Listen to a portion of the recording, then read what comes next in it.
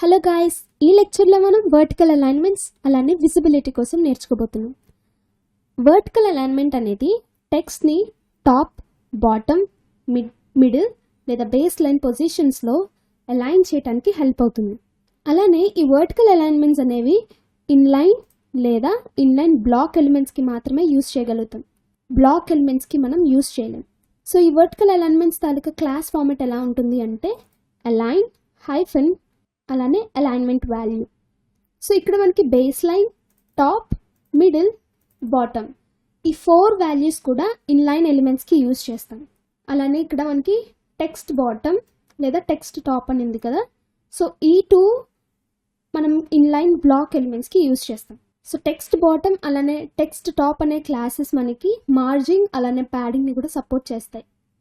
ఎగ్జాంపుల్కి ఇక్కడ చూద్దాం. ఇక్కడ స్పాన్ అనే ఇన్లైన్ ఎలిమెంట్ తీసుకున్నారు కదా, దానికి వర్టికల్ అలైన్మెంట్ క్లాసెస్ని అసైన్ చేసుకున్నారు. Align base line and align top, align middle, bottom, text top అలానే టెక్స్ట్ బాటమ్.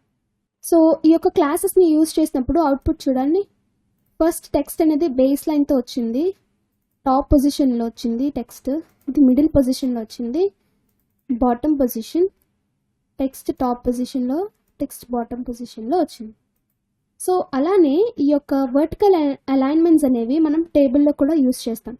సో మీకు గుర్తుందా, మనం టేబుల్ని క్రియేట్ చేసేటప్పుడు సెల్లో మనకి టెక్స్ట్ అనేది టేబుల్ సెల్లో టెక్స్ట్ని మనం ఒక టాప్ పొజిషన్లో బాటమ్ పొజిషన్లో పెట్టుకోవడానికి ఈ యొక్క అలైన్మెంట్స్ వాల్యూస్ని మనం యూస్ చేసుకున్నాం. సో అలా మనం ఈ యొక్క వర్టికల్ అలైన్మెంట్ క్లాసెస్ని టేబుల్లో కూడా యూస్ చేసుకోవచ్చు. ఇప్పుడు మనం విజిబిలిటీ చూద్దాం. మనం ఆల్రెడీ యొక్క విజిబిలిటీ ప్రాపర్టీస్ని సిఎస్ఎస్లో చూసాం కదా. విజిబిలిటీ విజిబుల్, విజిబిలిటీ హిడెన్ అనే 2 ప్రాపర్టీస్ని మనం యూస్ చేసుకున్నాం సిఎస్ఎస్లో. సో అలానే ఇక్కడ కూడా బూట్ స్ట్రాప్లో విజిబుల్ అనే క్లాస్, ఇన్విజిబుల్ అనే క్లాసెస్తో ఈ యొక్క విజిబిలిటీ ప్రాపర్టీస్ని యాక్సెస్ చేసుకోబోతాం. విజిబుల్ క్లాస్ అనేది మనకి ఎలిమెంట్లో ఉన్న కంటెంట్ మన వెబ్ పేజ్లో కనిపించడానికి హెల్ప్ అవుతుంది. ఇన్విజిబుల్ క్లాస్ అనేది మనం ఎలిమెంట్లో ఇచ్చే కంటెంట్ని మనకి కనిపించకుండా చేయడానికి ఈ యొక్క క్లాస్ని యూజ్ చేస్తాం. సో మనకి సిఎస్ఎస్లో విజిబిలిటీ హిడెన్ ప్రాపర్టీ అనేది కంటెంట్ని ఎలా అయితే హైడ్ చేస్తుందో, ఇక్కడ కూడా ఈ ఇన్విజిబుల్ అనే ప్రీ డిఫైన్ క్లాస్ అనేది కంటెంట్ని హైడ్ చేస్తుంది.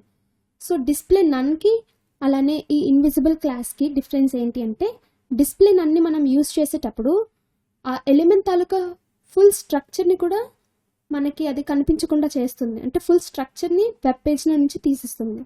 కానీ ఈ ఇన్విజిబుల్ క్లాస్ ద్వారా మనకి స్ట్రక్చర్ కనిపించదు, కానీ స్పేస్ అయితే ఆక్యుపై చేస్తుంది. అది డిఫరెన్స్ డిస్ప్లే నన్కి అలానే ఇన్విజిబుల్ క్లాస్కి. సో నెక్స్ట్ లెక్చర్లో మనం ఇండివిజువల్ కాంపోనెంట్స్ అంటే మోడల్, కరోజల్ ఈ యొక్క కాంపోనెంట్స్ కోసం నేర్చుకుందాం.